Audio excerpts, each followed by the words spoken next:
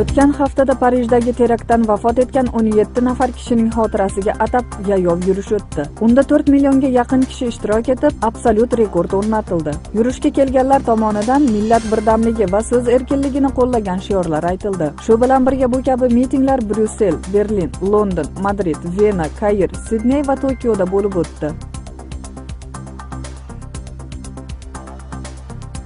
Pokistonda avtohalokatdan kamida 65 kishi vafot etdi. Karachi shahriga yaqin joyda yo'lovchilar avtobusi bilan yoqilg'i moyini tashuvchi yuk mashina urilib ketib, ikkalasi ham yonib ketgan. Politsiyaning ma'lumotiga ko'ra, portlash bo'lishi bilan 59 kishining vafot etgani aniq bo'lib, ularning ichida ayollar va bolalar ham bo'lgan. Shifokorlar esa qurbonlar soni bundan ham ko'p bo'lishi mumkinligini aytishadi. Sababi ko'p murdalar to'liq kuyib ketgan. Shunga ko'ra vafot etganlarning sonini, ismi sharifini aniqlash DNK testlari orqali amalga oshirilishi mumkin.